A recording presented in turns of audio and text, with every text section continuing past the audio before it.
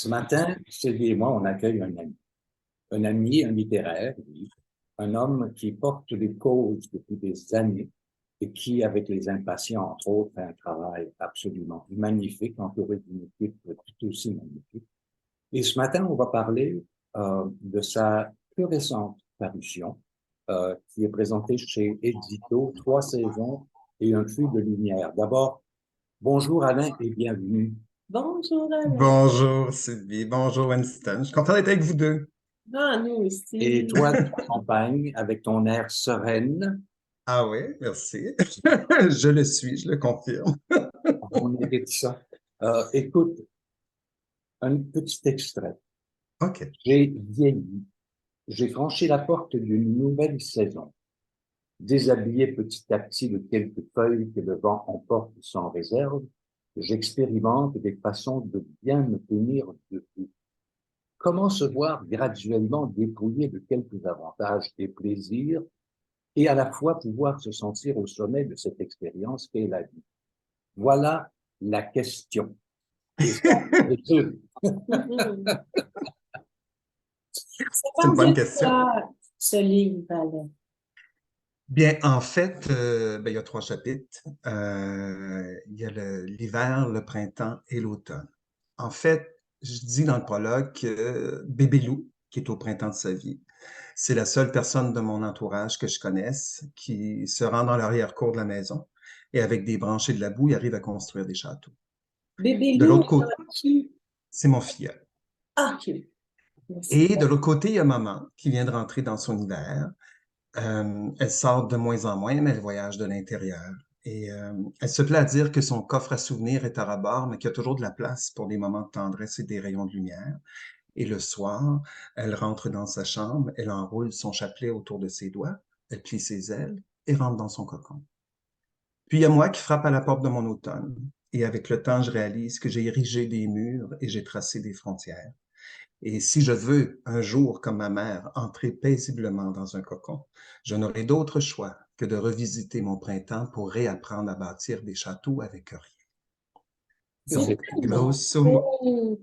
Ah oui, grosso modo, c'est ça. Donc, c'est le parcours des saisons. C'est comme si j'avais mis une lunette sur où ma mère est rendue, de voir bébé loup qui grandit, puis moi, à travers tout ça, qui a appris à construire des châteaux, qui a appris à avoir peur, qui a appris à juger, qui a appris plein de choses. Puis là, je dis, oups, je veux pas finir ma vie avec des trucs que j'aime pas.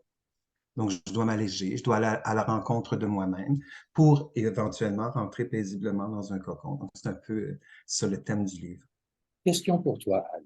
À partir de quel moment est-ce que ta maman sort sa pelote de laine et ses aiguilles? À partir de quel moment dans la vie tu Dans parles? la vie. Ah, écoute, c'est comme je dis, hein, les femmes, pour moi, j'ai beaucoup d'admiration parce que elles apprennent à tout faire dans la vie, que ce soit couturière, infirmière, taxi driver, ne serait-ce que les femmes de cette époque-là ont appris le métier à tisser, ont appris à tricoter, ont appris tellement de choses pour que la famille soit bien au chaud. Donc, je pense que c'est quelque chose qu'elle porte avec elle depuis sa tendre enfance. D'ailleurs, il y a un livre que tu as coécrit qui s'intitule J'aime les femmes. Moi aussi, j'aime les femmes avec la belle Pénélope McQuaid. Hey, Effectivement. Non, mais c'est vrai quand je dis ça, je voue une admiration sans borne pour les femmes parce qu'elles sont les premières debout, elles sont les dernières couchées, elles doivent apprendre à tout faire et elles doivent être performantes, belles, amoureuses, amantes et tout ce qu'on veut. Et pourtant, ça semble jamais assez pour certaines personnes. Et je me dis, oh mon Dieu, on devrait aller à l'école des femmes, on devrait apprendre beaucoup d'elles. Et j'apprends beaucoup de ma mère, des femmes de cette génération, qui d'ailleurs ont tellement subi le silence dans leur parcours, hein, parce qu'elles n'avaient pas le droit d'être fatiguées puis d'avoir l'âme à la dérive. Donc, j'en parle un peu dans le livre aussi. Donc, ben, ça aussi, ça fait partie de l'entrée en matière quand on parlait de santé mentale. Hein, donc, il faut en parler. Aussi, tu aimes les hommes, Bien sûr. avec qui Comme je t'aime, toi. ah, hmm. c'est réciproque, mon cher Alain. Bien Alors, sûr. Simon Boulris, ça a été une aventure littéraire vraiment intéressante. L'aventure que j'ai eue avec Simon, Et elle a été extraordinaire.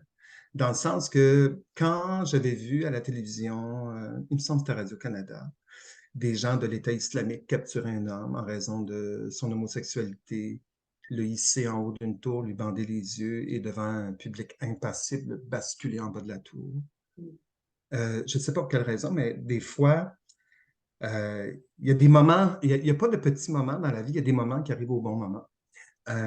Et ça m'avait ébranlé à un point tel que j'avais pris le téléphone et j'avais appelé Simon. J'avais dit, écoute, Simon, tu as une belle vie, j'ai une belle vie en raison de notre homosexualité, des choix que nous avons faits.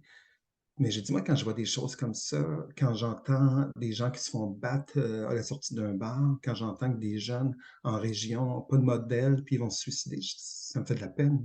J'ai dit, il me semble que ce serait le fun de créer quelque chose, parce que nous, on l'a belle, la vie, avec nos choix. Et d'emblée, il avait dit, oui, oui, on le fait, on le fait. Donc, on avait commencé cette correspondance-là. Puis aujourd'hui, elle a fait son entrée dans les écoles secondaires. Donc, je suis vraiment content de l'aventure de ce livre-là, qui a été publié en 2017. Et même dans les derniers mois, on m'a appris qu'il est encore en réimpression. Donc, je suis vraiment content qu'il y ait des ouvrages comme ça qui soient amenés vers la jeunesse, que des enseignants décident d'épouser ça et de le mettre à leur programme parce que, je sais pas, je pense que ça peut servir, en tout cas, à alléger certaines existences. Il y a ce livre-ci qui a suivi. Tu m'en glisses un mot? Une âme et sa quincaillerie? Oui.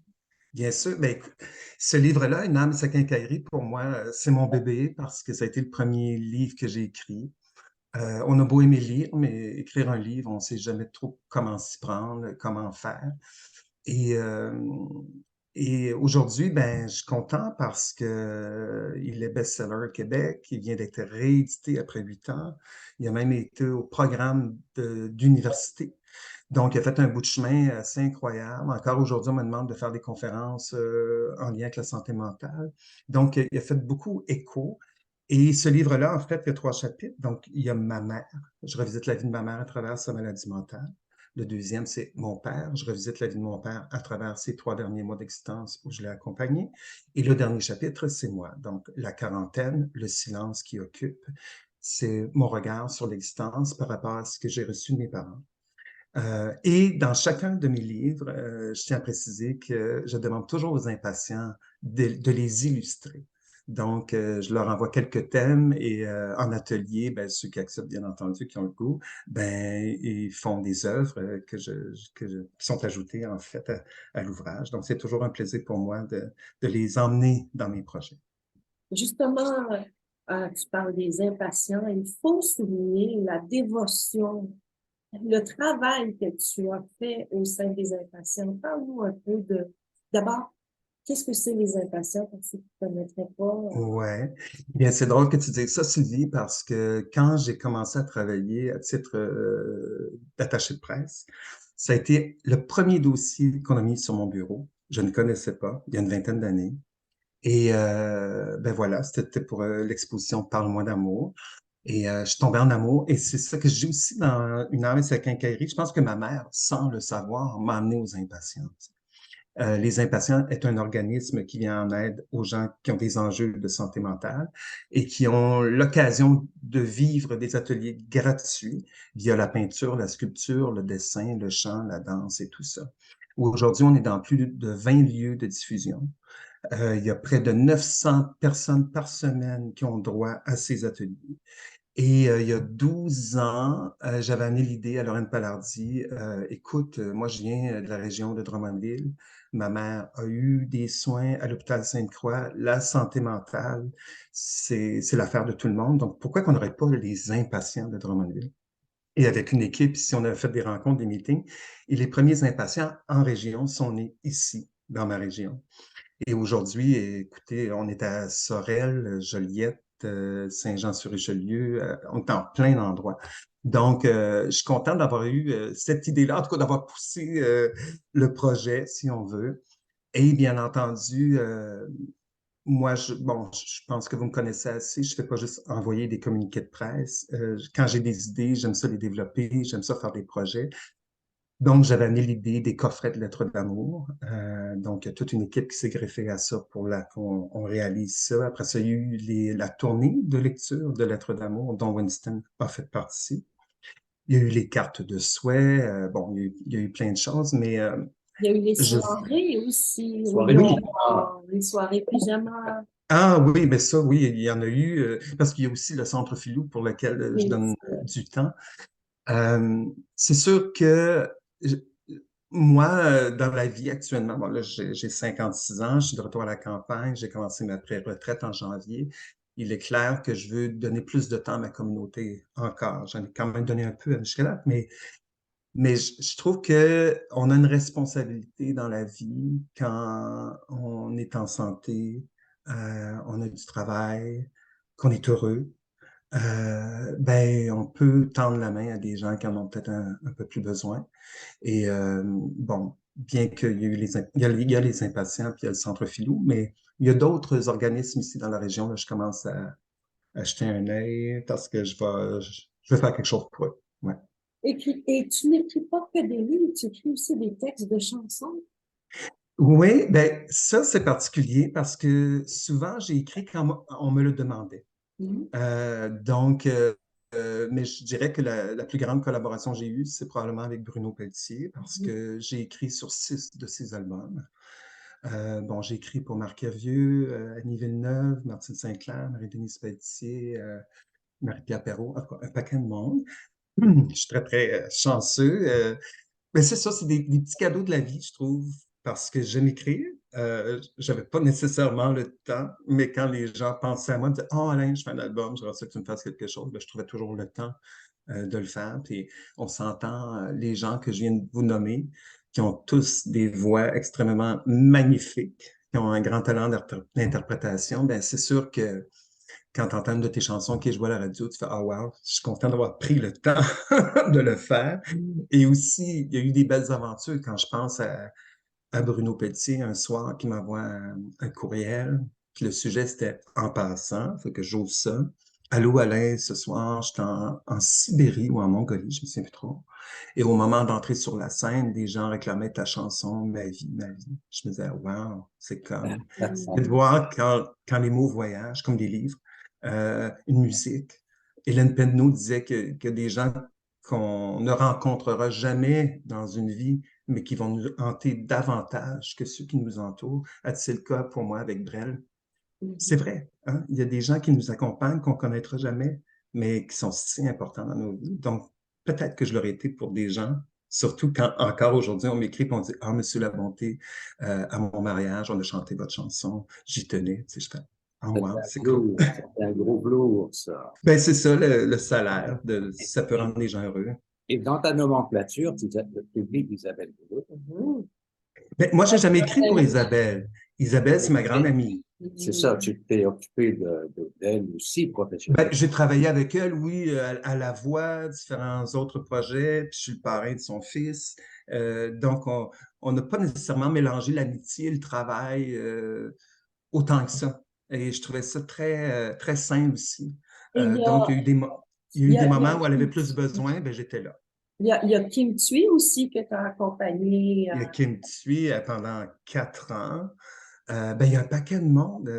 Écoutez, ça fait une vingtaine d'années que je suis là-dedans, puis je me suis jamais consacré juste à un domaine, autant que ce soit la culture, beaucoup en santé, beaucoup en littérature, beaucoup en marketing. Donc, ça m'a donné l'occasion de rencontrer des gens tellement extraordinaires, que ce soit de travailler avec Ingrid Betancourt, hein, quand elle a... Exactement, c'est là où je t'ai Ah rencontré. oui, Je connais oui, ton avec ami. Ingrid, Oui. effectivement, que ce soit Jacques Attali ou Frédéric Ancel, ou c'est toutes des belles références en Europe aussi, Patrick Bruel, bon, un paquet de monde. Mais il y a eu beaucoup de monde, je dirais, qui sont lumineux dans l'ombre que j'ai eu l'occasion de rencontrer aussi. C'est Là, curieux des que tu dises ça, chercheurs. Alain. Alain, c'est curieux que tu dises ça parce que, en conclusion, le livre dont on parle aujourd'hui, c'est celui qu'on peut voir à l'écran.